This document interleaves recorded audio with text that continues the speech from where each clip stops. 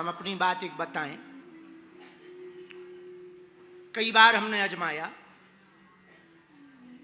जीवन में, कई बार ऐसी धाम तो आकाश वृत्ति का है बागेश्वर धाम, कोई ठीक ठाक व्यवस्था तो है ही नहीं, चल रहा भगवान के भरोसे।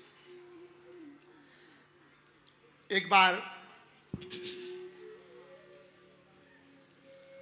हमारे मन में आया कि यज्ञ की जाए, तो हमने यज्ञ की घोषणा कर दी।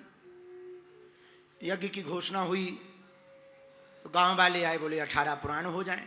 हम कहा हो जाएं। अच्छा, हमें लगा गांव वाले खुद कह रहे हैं तो कुछ देंगे। जब वो 18 पुराण कह रहे हैं तो हो जाए, हमें लगा कुछ देंगे। हम कहा हो जाए। तो हमने बढ़िया ब्राह्मण 30-40 ब्राह्मण बुलाए, कुछ काशी से बुलाए, कुछ क्षेत्रीय बुलाए। 18 पुराण बैठ गए। गांव वाले फिर मिले, बोले भंडारा काय का है? हमने कहा बूंदी का। बोले बूंदी का क्यों? पूरी सब्जी का होने दो। हम कहा हो जाए। हमें लगा कि अब देंगे, अब देंगे, तब नहीं तो अब सही लाओ। हमारी तो भई जुगाड़ बूंदी की है। गांव वाले बोले नहीं, पूरी सब्जी का। अच्छा, गांव से जोड़ मिलकर आए तो पर 2 लाख रुपया, भंडारे का सामान ही 5 लाख का है। तो हम सेठ के पास गए, गंज में हमारा एक जानकार सेठ है चेला। हमने कहा भाई भंडारा चल रहा, सामान दे दो। उसने कहा महाराज मनीराम, हमने कहा उधार है, यज्ञ के बाद चुका दें। जब उसने हमें भंडारा दे दिया, हम जाने लगे तो हमने कहा सुनो, आ जाएगा तो चुका देंगे। सेठ बोला नहीं आया तो? हम कहा तुम्हारी तरफ से जग, हमारी ना सही तुम्हारी सही। अच्छा, वो बड़ा कमजोर था दिल का, तुरंत पाँव पकड़ना, नहीं महाराज ऐसा ना करो, ऐसा ना करो। हम कहे घबराओ ना, वैसे भगवान कृपा कर देंगे। जो एक घड़ी मान लो नहीं आए, समझदार था। सामान आ गया, भंडारे की तैयारी हो गई, सब हो गया। जैसे तैसे 2-4 जजमानों से हमने कुछ उठापटक की, कुछ दक्षिणा और जोड़ी। जब लास्ट दिन आया ब्राह्मणों की विदाई का, तो दूसरे दिन विदाई होनी है और हमने खजाना चेक किया तो खजाने में 2-2.5 लाख रुपया कम पड़ गए। अब एकदम से कोई देना, तब हमारी उतनी जान पहचान भी नहीं थी, उतने फेमस बाबा नहीं थे कि भाई और चेला ज्यादा जुड़े, उन्हें फोन लगा दिया जाए। तुम लोग ही नहीं जुड़े थे, नहीं तो तुम ही को बताते। करें क्या? चिंता तो होती ही है। तो मन में चिंता हुई। चिंता ये थी कि ब्राह्मणों की दक्षिणा नहीं देंगे तो ब्राह्मण उल्टा सीधा कहेंगे और अनुष्ठान का फल भी नहीं मिलेगा। अनुष्ठान का फल तभी मिलता है जब ब्राह्मणों की दक्षिणा चुकाई जाए। अब कहीं से उधार भी ना मिला। धीरे धीरे रात हो गई। रात हुई तो और चिंता बढ़ी, बेचैनी बढ़ी, नींद ना आए। सत्य बात बता रहे हैं आपको। वैसे तो हम झूठ बोलते ही नहीं, फिर अब यहां क्या बोलेंगे खा। रात को 12-1 बजे एक रामलीला चल रही थी। रामलीला पूरी हुई, गांव के लोग जब चले गए तो हमने सोचा अर्जी लगाएं, ये कोई रास्ता दे सन्यासी बाबा। अच्छा, कई बार किस्मत खराब होती है, क्या होता है कनेक्शन नहीं मिलता, क्या होता, उस दिन अर्जी ना लगे, ये नया खतरा। उनका गजब हो गया। जब अर्जी ना लगी तो गर्मी का समय था, मटकों का पानी पेड़ों के नीचे धाम के रखा था। भीड़ भाड़ तब कम थी, सब लोग सो गए। हमने मटके के पानी से स्नान किया और खूब रोना आए कि कल यज्ञ विफल हो जाएगी, ब्राह्मण तमाशा करेंगे और नहीं भी करेंगे। श्रद्धा है हमारे प्रति, मानते हैं हमारी बात को, हमारा मन गवाह नहीं देगा। आचार्यों के प्रति, ब्राह्मणों के प्रति हमारी निष्ठा भी है। और बेचारे उन्होंने पाठ किया है तो ये धर्म बनता है कि दक्षिणा दी जाए। और यज्ञ तब तक अधूरी है जब तक दक्षिणा ना दी जाए। तो खूब रोना आया, बच्चे तो थे। अब ये मान के चलो 2016-17 की बात है, ज्यादा पुरानी भी नहीं, 16 ही की होगी, 15-16 या 16-17, ऐसा ध्यान नहीं आ रहा। रात को मटके में पानी लेकर के बागेश्वर धाम में सीढ़ियां हैं मंदिर को चढ़ने के लिए, तो जब तक तो सन्यासी बाबा बोले नहीं, और जैसे ही हम सीढ़ियां चढ़े, मटका लिया और 2 सीढ़ियां बची थी कि तुरंत वो बोल गए हुंकार भर के, जा चिंता मत कर, कल व्यवस्था हो जाएगी।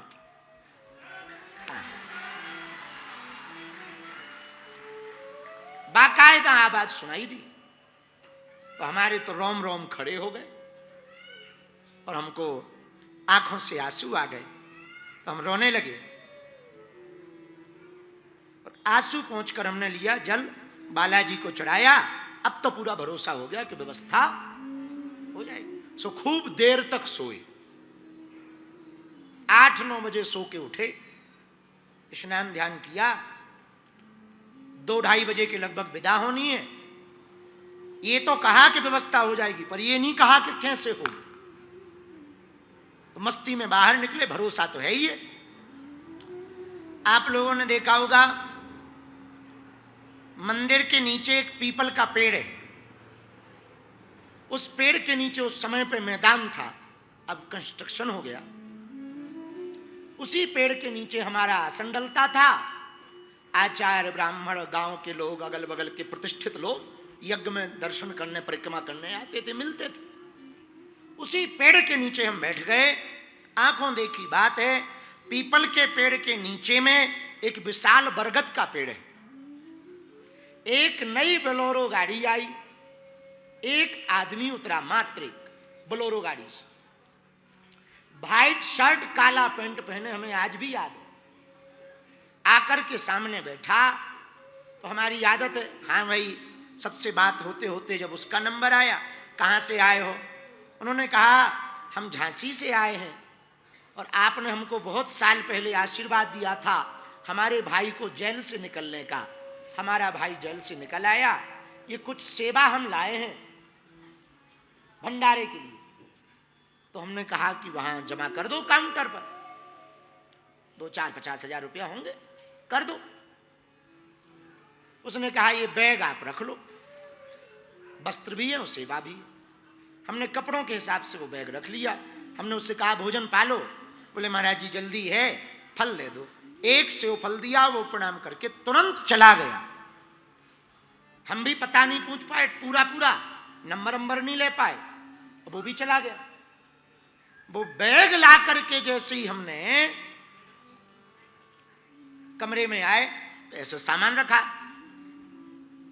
अब लिफाफा बनने थे, जाना था। अब मन में डर भरा कि कल कह तो दिया था कि व्यवस्था हो जाएगी, भाई नहीं, और 2 बज गए। तो उस दिन हमको लगा कि हमारी शक्ति झूठ बोलती। भाई मानव तन है, स्वाभाविक है ऐसे भाव आएंगे, मनुष्य तन है। ये विचार आया ही था कि सोचा वो बैग में कपड़े और कुछ दक्षिणा है, 1-2 लिफाफा उसी से बन जाएंगे, खोल लें। और जैसे ही वो बैग खोला, कोई कपड़ा अपड़ा नहीं, एक टुकड़ा लाल रंग की स्याही का अभी भी हम रखे हैं, एक टुकड़े पर सादर जय सिया राम लिखा, और भगवान 2,75,000 या 3 लाख के लगभग उसमें रुपया भरा हुआ बैग में पाया गया। 2,10,000 या 3 लाख ऐसा कुछ हमको मिला। खूब दक्षिणा चुक गई, दक्षिणा बच गई। आज तक उस आदमी का हमको पता नहीं है। हमारे आंखों देखे ये 8 साल पहले ऐसी घटना घटी। ये भगवान साक्षी। आज तक वो आदमी हमको, उस जमाने में इतनी दक्षिणा हमारे लिए बहुत होती, अब भाई बहुत होती है। कोई 10 रुपया दे दे, हम जेब में इसलिए डाल लेते हैं, बाढ़ में गया, भगवान की कृपा से भंडारा। ये जो आप टीवी पे देख रहे हैं, ये बागेश्वर धाम का नजारा है। ऐसे परिक्रमा लगता है, वहां लाखों लोग एक साथ परिक्रमा लगाते हैं मंदिर के। तो यही आप जो परिक्रमा देख रहे हैं, यही परिक्रमा में देखो आप एक पीपल का पेड़ दिखाई पड़ेगा। जब आप परिक्रमा देखेंगे तो इसी परिक्रमा के मध्य में ये मंदिर के जो झंडा दिखाई पड़ रहा, इसी झंडे के बगल में ये जो पेड़ है वो पीपल का पेड़ है। यहीं पर वो व्यक्ति हमें बैग देने के लिए आया था। हाँ,